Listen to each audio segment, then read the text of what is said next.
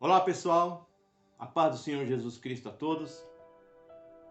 Se você está chegando agora no canal, meu nome é Maurício e você está no canal Falando do Reino. Seja muito bem-vindo aqui no nosso canal. Se você está chegando aqui agora, já deixa o like no vídeo, se inscreva no nosso canal, deixe o seu comentário, a sua sugestão, a sua crítica, isso é muito importante para nós e ajuda o algoritmo da plataforma do YouTube a indicar esse vídeo para mais pessoas. Então curta, comente, compartilhe, se inscreva no nosso canal. Hoje nós vamos dar a segunda parte do estudo do Evangelho de Marcos, no capítulo 6, por força maior. Nós não podemos, na outra sexta-feira, publicar o vídeo todo por questões de trabalho, mas hoje o Senhor nos dá graça de estarmos aqui novamente, para então concluirmos o capítulo 6 do Evangelho de Marcos para a glória de Deus. Sem mais delongas, bora pro vídeo. Olá! Seja bem-vindo ao canal Falando do Reino. Se você for novo por aqui, se inscreva no canal e ative o sininho para ser notificado dos novos vídeos. Aproveita e já deixa seu like. Bora pro vídeo e vamos nesse papo de crente. Evangelho de Marcos, capítulo 6, parte 2. Então, nós vimos no vídeo anterior, na primeira parte do estudo, que o Senhor Jesus ele foi muito mal recebido na sua terra, em Jerusalém. O texto diz que ele fez muito poucos milagres ali, com imposição de mãos. E ele faz uma triste declaração ali que não há um profeta sem honra a não ser na sua casa, na sua terra e no meio da sua parentela. Nós vimos também o Senhor Jesus Cristo, na primeira parte desse estudo, comissionando os discípulos, dando a ele poder e autoridade sobre os espíritos imundos e enviando eles de dois em dois para fazer a sua obra.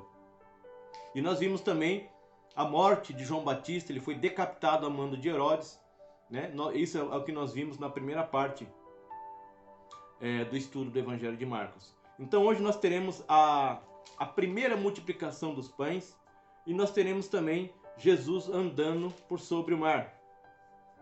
Nós vemos que esse milagre da multiplicação dos pães é um milagre que marcou o ministério do Senhor Jesus.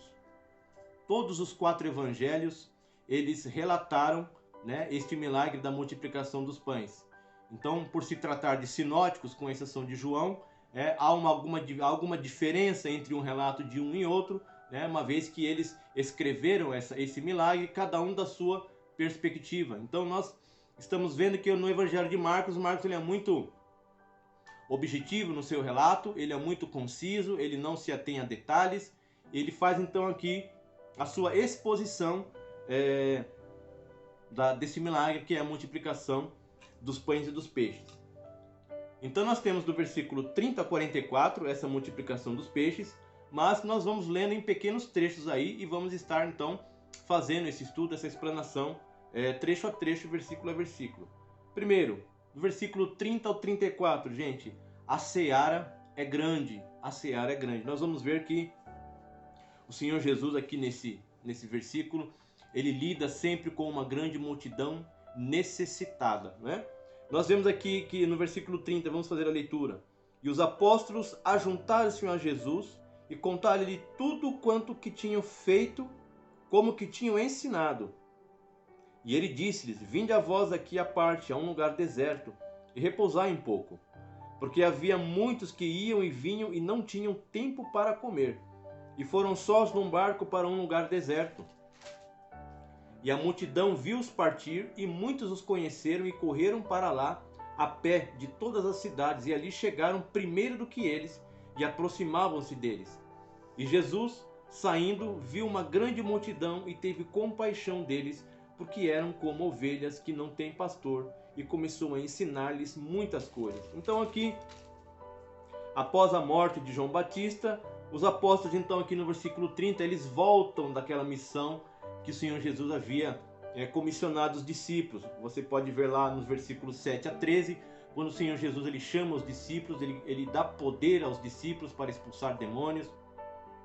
E ali ele dá uma série de ordens para os discípulos. Olha, a casa que vocês entrarem ali, vocês fiquem, né? Não levem somente um bordão e uma única capa. Ou seja, o Senhor Jesus estava mostrando para os discípulos que aquilo que eles precisariam na obra, o Senhor supriria todas as suas necessidades.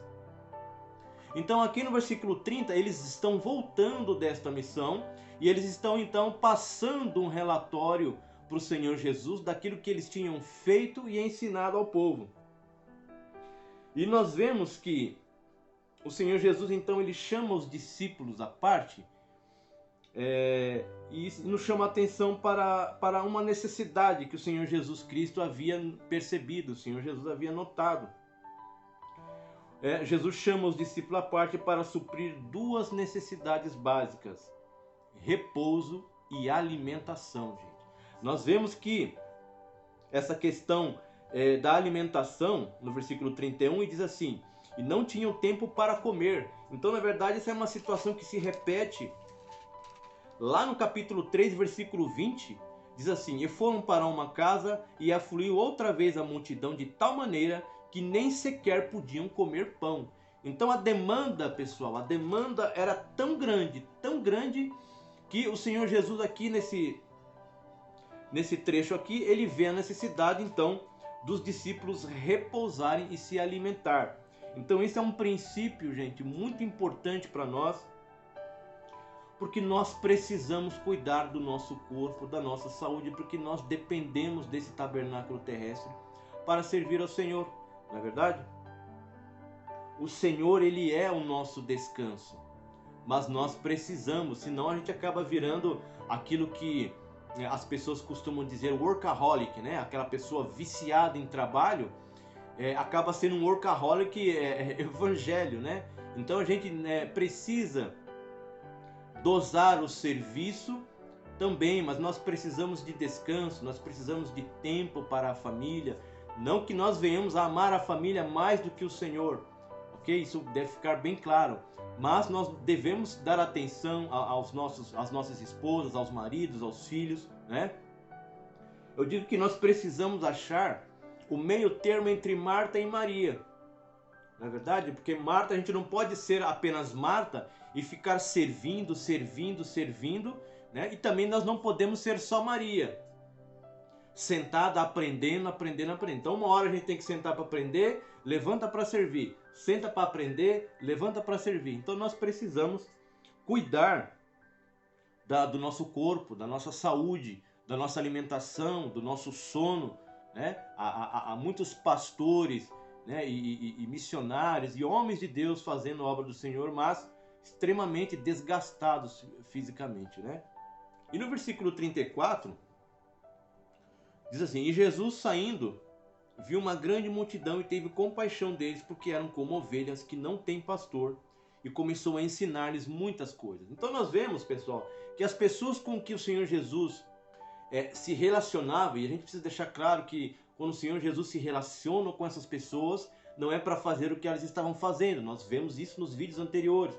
O Senhor Jesus andava com pecadores para pregar aos pecadores, não para fazer aquilo que eles estavam fazendo. Então, cobradores de impostos, prostitutas, leprosos, se o Senhor não se aproximasse, se o Senhor não se compadecesse dessas pessoas, elas iriam continuar, como o texto diz, ovelhas sem pastor, porque o Senhor Jesus foi o único que foi até aquelas pessoas, né? Então o Senhor Jesus, ele faz uma triste constatação, e nós podemos ver isso lá no Evangelho de Mateus, capítulo 9, Mateus 9, 35 a 38, e diz assim: e percorria Jesus todas as cidades e aldeias, ensinando nas sinagogas deles e pregando o evangelho do reino e curando todas as enfermidades e moléstias entre o povo. E vendo a multidão, teve grande compaixão deles, porque andavam desgarrados e errantes como ovelhas que não têm pastor. Então disse aos seus discípulos: a seara é grande, mas poucos os ceifeiros. Rogai, pois, ao Senhor da seara que mande ceifeiros para a sua seara. Então, pessoal, a gente vê que são poucas pessoas que verdadeiramente se comprometem com o reino, né?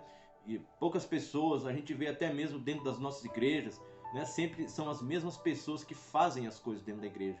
A gente vê que o envolvimento das pessoas com o reino, com as coisas do Senhor, né? Com a evangelização, com o ensino, é pouco, gente, porque a demanda, né? A seara, ela é grande, e o Senhor Jesus disse: poucos são os ceifeiros, poucos são aqueles que arregaçam a manga para fazer a obra de Deus.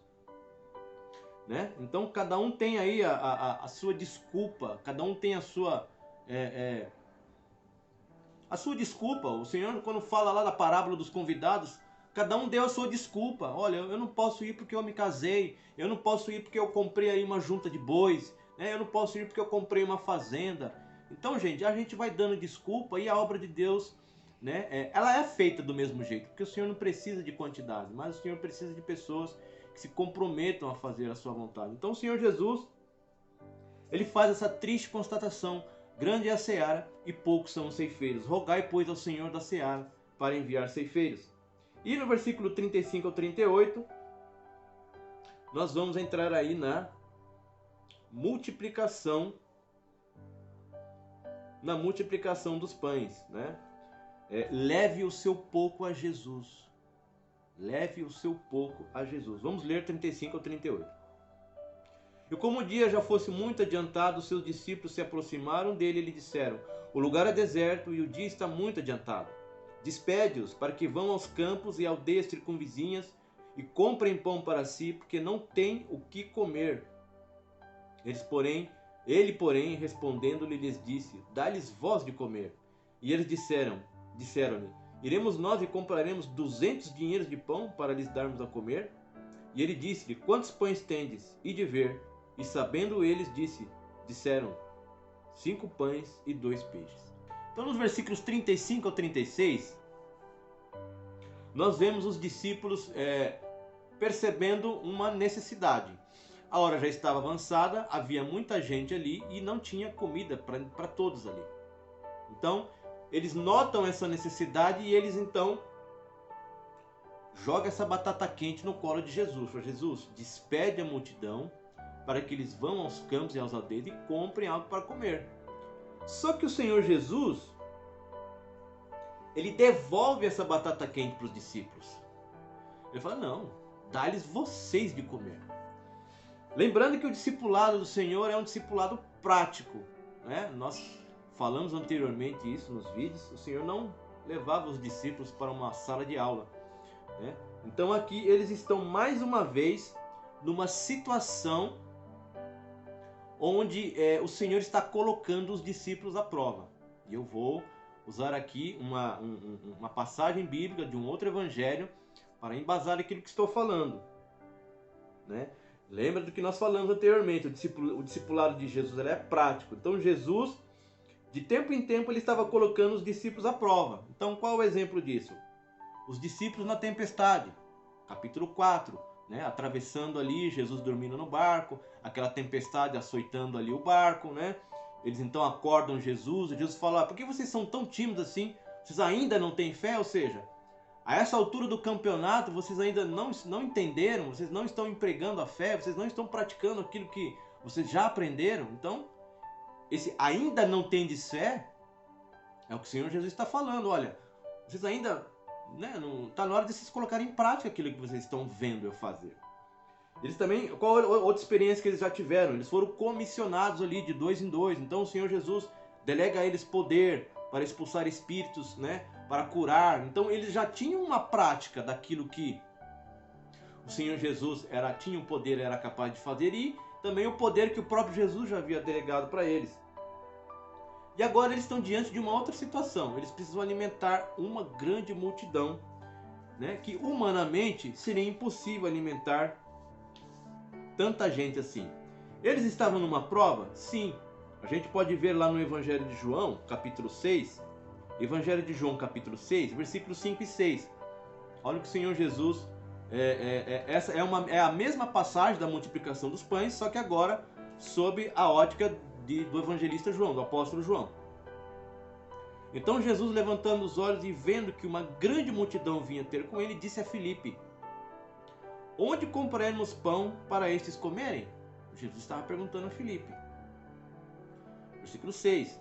Mas dizia isso para o experimentar, porque ele bem sabia o que havia de fazer. Então os discípulos estavam sendo colocados à prova novamente. Jesus então faz o teste com eles. Jesus já sabia o que ele ia fazer ali. Ele já sabia o que ele ia fazer ali, né? Só que nós vemos que a visão dos discípulos estava focado na sua limitação, estava focado no problema. Olha, nós não temos comida suficiente para todo mundo. Ainda que fôssemos comprar, isso seria humanamente impossível. Não tem como a gente ir comprar comida para tanta gente. O texto diz que só de homens eram 5.000 homens, fora mulher e criança. Então a gente percebe que nos discípulos não há nenhuma, apesar de tudo aquilo que eles já haviam visto e vivido ao lado de Jesus, não havia neles nenhuma expectativa de que um milagre iria acontecer ali. Por quê? Porque eles estavam focados no problema. Eles estavam focados na limitação daquilo que eles tinham em mãos ali. 5 pães e 2 peixes. Mas nós vamos aprender agora o que é que nós devemos fazer com esse pouco, gente. O que a gente precisa fazer com esse pouco? Então nós vemos no mesmo Evangelho de João, capítulo 6, versículo 9. Diz assim: está aqui um rapaz que tem 5 pães de cevada e 2 peixinhos. Mas o que é isso para tantos? O que é isso para tantas pessoas? Então nós temos por hábito, pessoal, olhar aquilo que nós temos em mão desprezando. Nós temos por hábito olhar o pouco que nós temos e dizer assim: olha, isso não é o suficiente, né? Talvez você esteja aí, não esteja no emprego que você gostaria, você não esteja ganhando o salário que você gostaria, e você fica olhando para isso com desprezo e não com gratidão, e a bênção não vem na sua vida. Então nós precisamos mudar este foco. Nós precisamos mudar este foco. Exemplo disso é a multiplicação do azeite da viúva, lá em 2 Reis 4, 1 e 2. Quando o profeta vira para a viúva e fala: olha, o que é que você tem em casa? Ao invés dela virar para o profeta e falar: olha, Eliseu, eu tenho um pouco de azeite na minha casa, só isso. Não, ela fala: eu não tenho nada em casa, a não ser um pouco de azeite. Quer dizer, esse nada em casa é como ela enxerga aquilo pouco que ela tem. Não, isso aqui não é nada perto do que eu preciso. Ok? Então, quando os discípulos olham para 5 pães e 2 peixes, eles falam: olha, isso aqui perto da necessidade das pessoas aqui não é nada. Mas nós precisamos aprender, gente, a levar o pouco que temos à presença de Jesus com fé, sem reclamar, sem murmurar, ok? Isso é muito importante. Enquanto a gente estiver reclamando daquilo que nós não temos, nós nunca teremos olhos para agradecer aquilo que temos. Então eles levam para o Senhor Jesus os 5 pães e os 2 peixes. Faça isso, leve o seu pouco a Jesus com fé, irmãos. O Senhor Jesus, então, ele fará o milagre. Então, no versículo 39 a 44, o Senhor Jesus, então, ordena que as pessoas sentem em grupos de 50, de 100. Ele pega aquele pouco que foi levado a ele e ele abençoa. Ele olha aos céus, ele abençoa. Porque nós precisamos levar o pouco que nós temos ao Senhor para que ele abençoe e multiplique aquilo que nós temos. Amém? Então nós precisamos gravar isso em nossa mente e em nosso coração, né? Leve o pouco que você tem a Jesus. Então ele abençoa. E ele dá para as pessoas? Não. Ele dá para os discípulos. Lembra que ele falou lá no versículo 37? Dá-lhes voz de comer. Então a bênção e a multiplicação está nas mãos do Senhor. E nas nossas mãos está o servir. Então aquilo que venha nas nossas mãos, abençoado e multiplicado, nós precisamos então abençoar as pessoas, nós precisamos servir as pessoas. E é o que o Senhor Jesus então ele faz, né? E tanto o azeite da viúva, como naquela situação de Elias, né? A farinha da panela e o azeite, quando a gente leva esse pouco ao Senhor, irmãos, isso é multiplicado. E nós vemos aqui que todos se alimentaram e sobraram 12 cestos cheios de pães e pedaços de peixe. Então, o Senhor Jesus supre não somente as necessidades espirituais daquelas pessoas, né? Ensinando o Evangelho do Reino, curando enfermidades, expulsando demônios, mas também supre a sua necessidade física, né? Não somente a necessidade espiritual, mas física. E não somente a física, mas também a espiritual. Porque ambas as necessidades são importantes para Deus. O Senhor sabe das nossas necessidades, daquilo que precisamos. Então o Senhor Jesus supre as necessidades físicas daquelas pessoas e supre com abundância. E seguindo aqui no nosso estudo, Uma vez então feita a multiplicação dos pães e todos se alimentam, nós vamos ler agora o versículo 45, e isso então me chamou muita atenção, a maneira, a colocação dessa palavra no versículo 45 me chamou a atenção. Diz assim: e logo obrigou os seus discípulos a subir para o barco e passar adiante para o outro lado, a Betsaida, enquanto ele despedia a multidão. O Evangelho de Marcos ele não relata o que foi que aconteceu, né? Nós vemos que a palavra obrigou, do grego, é aquilo que é necessário, forçar, constranger, compelir por meio de força, de ameaça, pressionar ao serviço, empregar força contrária à natureza e ao direito. Olha a tradução dessa palavra no grego. Empregar força contrária à natureza e ao direito. Então, os discípulos não tinham a opção de ficar ali. Esse direito deles o Senhor Jesus estava tirando. Impelir pelo uso da força. Aí você se pergunta, meu Deus, o que foi que aconteceu? Por que é que Jesus então... Por que Marcos ele emprega essa palavra? Por que Jesus então... Vamos dizer assim, Deus é soberano na sua vontade, irmãos. Mas ele tira dos discípulos o direito de ficar ali. Ele constrange então esses discípulos a entrar no barco. E o que foi que aconteceu? Nós vemos o motivo disso no Evangelho de João, capítulo 6, versículos 14 e 15. João então conta o que foi que aconteceu depois dessa multiplicação dos pães e dos peixes. E dizia assim: vendo pois aqueles homens o milagre que Jesus tinha feito, diziam: este é verdadeiramente o profeta que devia vir ao mundo. Muito bem, eles tiveram um entendimento correto a respeito de Jesus. Jesus sim, ele era o profeta que devia vir ao mundo. Mas no versículo 15, eles não entendiam que o reino de Jesus não era terreno. O reino de Jesus era um reino espiritual. Então era um entendimento correto no versículo 14, porém uma aplicação errada no versículo 15. Sabendo, pois, Jesus que haviam de vir arrebatá-lo para o fazerem rei, tornou a retirar-se ele a só para o monte. Então nós vemos o emprego de uma outra palavra aqui, arrebatar, tomar a força. Então é quando Jesus obriga os discípulos a entrar no barco, Jesus está salvando os discípulos deles mesmos. Porque eles não conseguiriam lidar com a tentação, eles não conseguiriam lidar com a pressão do povo em arrebatar Jesus para fazer de Jesus um rei. Por quê? Porque nós precisamos, pessoal, assim como essas pessoas tinham um entendimento errado e alimentavam uma expectativa errada, nós também nos dias de hoje precisamos calibrar a nossa expectativa. Por quê? Porque a expectativa do povo era um Messias militar. Quando ele fala que é a raiz da tribo de Davi, Davi foi um rei militar. Foi um rei de pegar em espada, em escudo, de ir para a guerra. Então esse era o rei que os judeus esperavam. Um Messias militar. Então quando o povo fala lá no Evangelho de João capítulo 6, 14, verdadeiramente esse era o profeta que devia de vir. Mas não um profeta, não um Messias militar. Não um Messias que viesse implantar um reino terreno, né?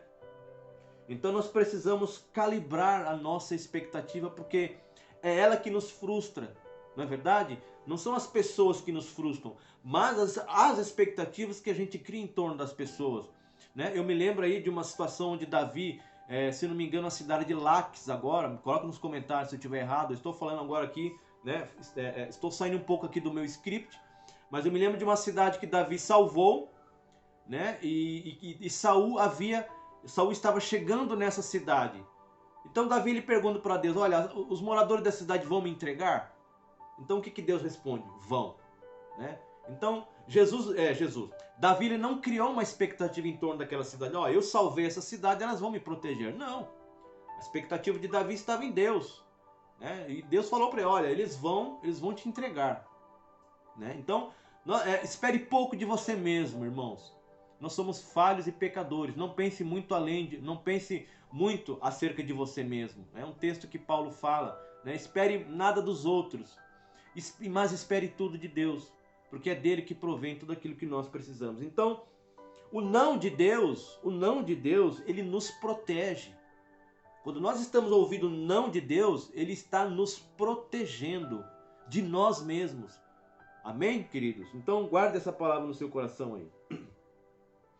E então, nós temos agora no versículo 46 ao 52, uma situação que se repete na vida dos discípulos. A gente vai estar falando mais detalhadamente sobre isso. Então nós temos no versículo 46 a 48, depois que Jesus obriga os discípulos a entrar, diz assim: e tendo-os despedido, então Jesus ele se desvencilha daquelas pessoas, né? Ele primeiro protege os discípulos, mandando os discípulos, entra no barco e sai daqui. Jesus fica com aquelas pessoas e ele consegue então despedir aquelas pessoas que tinham ido lá para fazê-lo rei. Então Jesus fica sós com aquelas pessoas e com aquela tentação de ser um rei militar terreno. Então ele despede e ele vai para o monte orar. Nós vemos que o Senhor Jesus ele vai orar em momentos importantes, né, da vida dele, na hora de escolher os 12. Neste momento aqui onde Jesus, embora 100% Deus, mas também 100% humano. Nós não sabemos aqui, a Bíblia fala lá em Hebreus que Jesus ele foi tentado em tudo. Então, Jesus, então, diante da tentação, se é que ele sofreu, a Bíblia não diz que ele foi tentado a ser um rei terreno, o texto não nos dá vazão para isso, mas nós precisamos, diante de situações difíceis, nós precisamos, diante de decisões importantes que precisamos tomar na nossa vida, consultar a Deus, estarmos em oração, né? Diante da tentação, né? O que o Senhor Jesus fala: orai e vigiar para que não entreis em tentação. Então a gente entende que o pecado, né, é um processo. Então quando ele fala para a gente orar e vigiar para não entrar em tentação, então nós entendemos que a partir do momento que a gente descuida dessa doutrina, dessa prática de oração, nós estamos então vulneráveis a entrar num processo de tentação e posteriormente a cair em tentação. Então o Senhor Jesus despede essa multidão, vai para o monte orar. E o versículo 47 diz assim: e sobrevindo a tarde, estava o barco no meio do mar, e ele, Jesus, sozinho na terra. Ok? Guarde isso. Jesus fica sozinho em terra, e o barco já estava no meio do mar. Versículo 48. E vendo que se fadigavam a remar, porque o vento lhes era contrário. Então Jesus estava sozinho na terra. Versículo 48. Vendo que os discípulos estavam sofrendo ali, porque o vento era contrário, perto da quarta vigília da noite, ou seja, 3 horas da manhã, aproximou-se deles andando sobre o mar e queria passar adiante deles.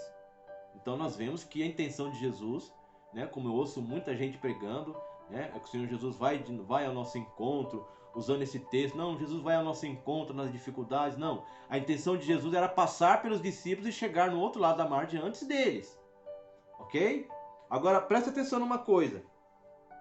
Se Jesus estava sozinho em terra e os discípulos já estavam em alto mar,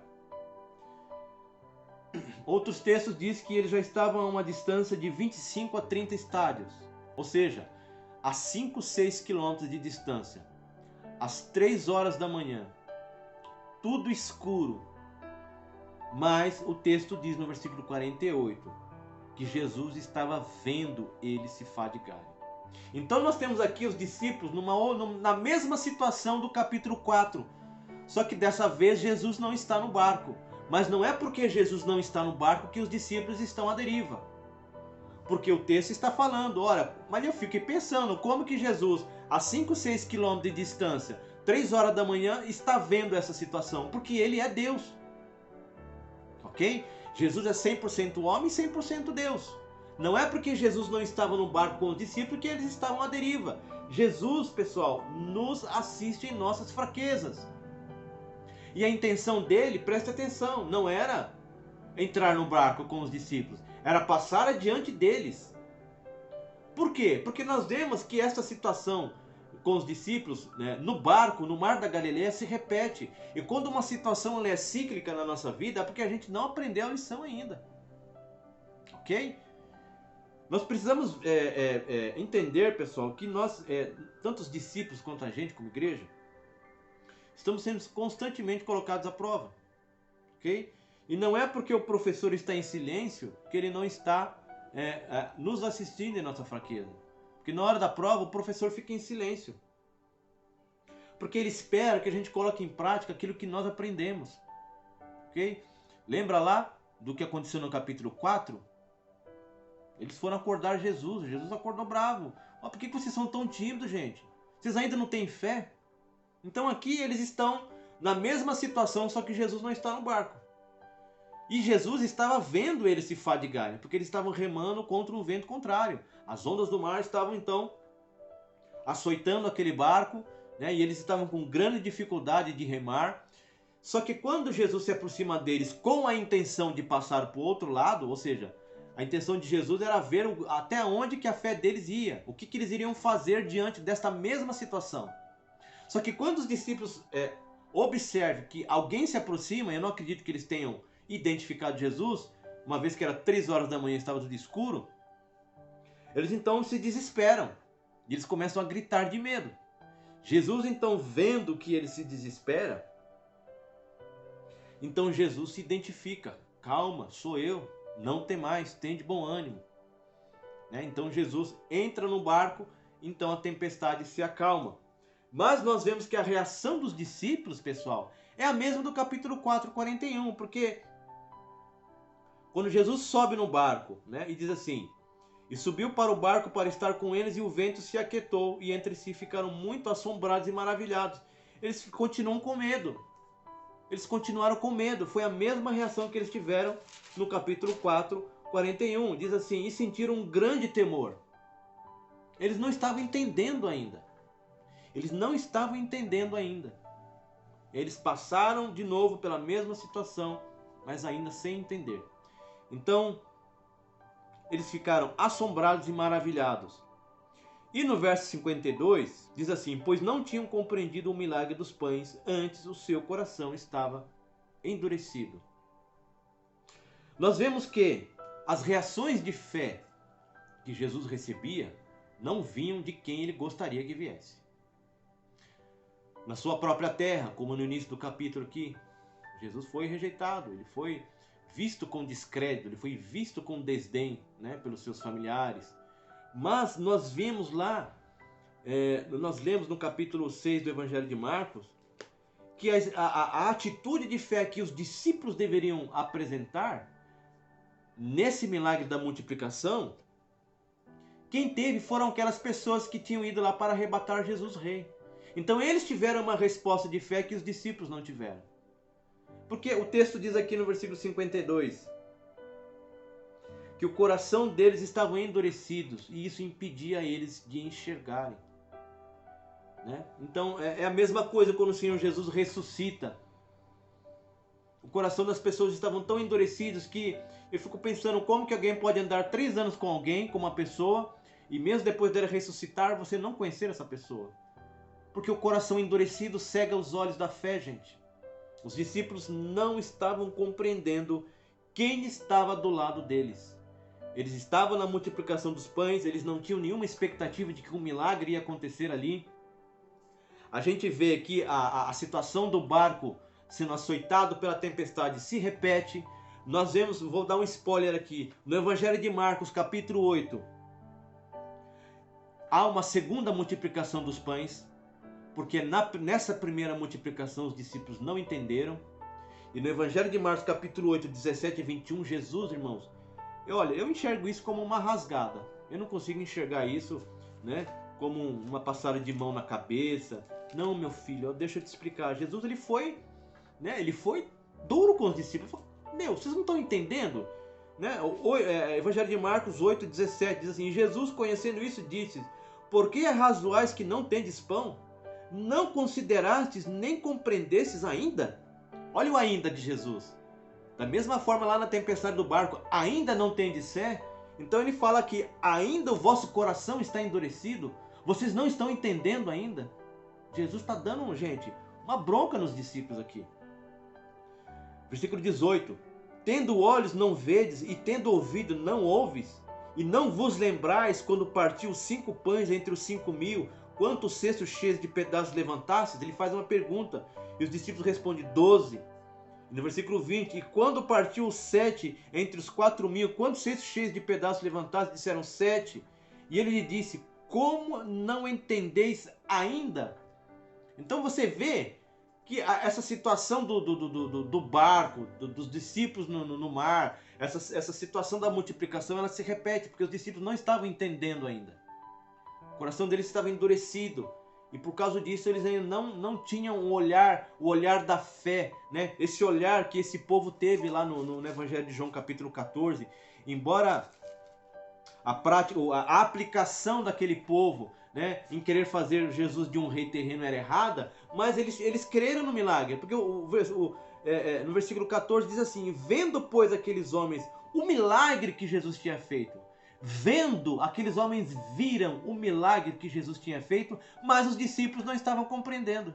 Você está entendendo que essa resposta de fé não veio dos judeus, demorou para vir por parte dos discípulos. A gente vê no Evangelho de Marcos capítulo 8, que é a confissão de Pedro. Então dali a gente entende que os discípulos passaram a perceber quem era Jesus, né?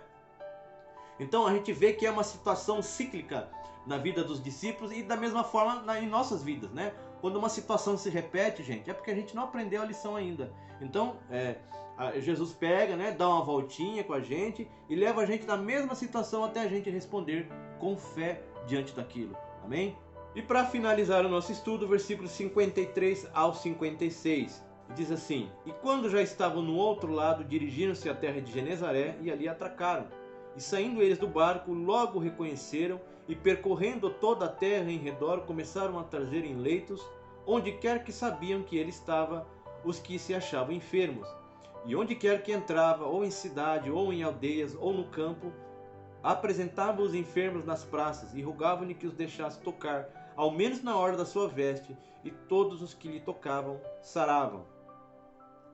Então a gente percebe aqui, pessoal, que Jesus então ele retorna para a cidade, para aquela região de Decápolis, é aquela região de 10 cidades, onde ele esteve anteriormente ali na cidade de Gadara. Genezaré era uma cidade próxima de Gadara. Então Jesus retorna para lá, porque aqui as pessoas estão respondendo com Jesus com fé. A gente vê que as pessoas, ao saberem que ele está ali, começaram a afluir então grande quantidade de pessoas, né, de enfermos, pedindo que pudesse tocar na hora das suas vestes. Então a gente vê aqui, nesses últimos versículos, para encerrar nosso estudo, um grande contraste com a reação dos moradores de Jerusalém no início do capítulo 6, né, onde diz que Jesus não pôde fazer ali muitos milagres, porque seria pérola aos porcos, as pessoas não estavam crendo, as pessoas estavam cegas. Mas aqui, nessa região de Decápolis, de Genezaré, onde próximo ali Jesus havia expulsado o demônio daquele homem, as pessoas estão respondendo e afluíam a ele com fé. A resposta das pessoas era de fé. A gente vê no começo do capítulo que na sua terra Jesus ele curou poucas pessoas com a imposição de mãos, em contraste com aquilo que nós lemos aqui, que as pessoas pediam para tocar na orla das vestes de Jesus para serem curadas. Ora, olha a diferença, gente, né? Jesus cura poucas pessoas com imposição de mãos. E aqui as pessoas apenas pediam para tocar na hora das suas vestes para serem curadas. Então, pessoal, eu quero concluir esse estudo, em específico esses versículos, e dizer que o Senhor Jesus, Ele é o autor e consumador da nossa fé. E eu creio, pessoal, eu creio, igreja, que o Senhor Jesus está com muita fome. Com muita fome. A nossa fé precisa ser lançada nele. Ela não precisa ser uma fé gigante, ela pode ser como um grão de mostarda, mas ela precisa ser colocada em prática. Ok? Leve o seu pouco para Jesus. Ele vai multiplicar e Ele vai abençoar isso que você tem para a honra e para a glória dEle. Eu quero encerrar, irmãos, então esse estudo do Evangelho de Marcos, capítulo 6. Eu quero agradecer por essa oportunidade que o Senhor está me dando, de estar compartilhando esta água que o Senhor tem derramado na minha vida. Eu quero pedir aos irmãos que curtem, que comentem, deixem a sua sugestão nos comentários do vídeo, compartilhem, para que a plataforma do YouTube entenda que este é um vídeo relevante e possa alcançar mais vidas possam ser abençoadas com a exposição da palavra do Senhor. Fiquem todos com Deus e que a palavra de Cristo habite ricamente em vós. Projeto Novo Testamento. Evangelho segundo Marcos. Crescendo no conhecimento e na graça. Falando do Reino. Inscreva-se e ative o sininho para receber as notificações de novos vídeos. Espalhe essa semente.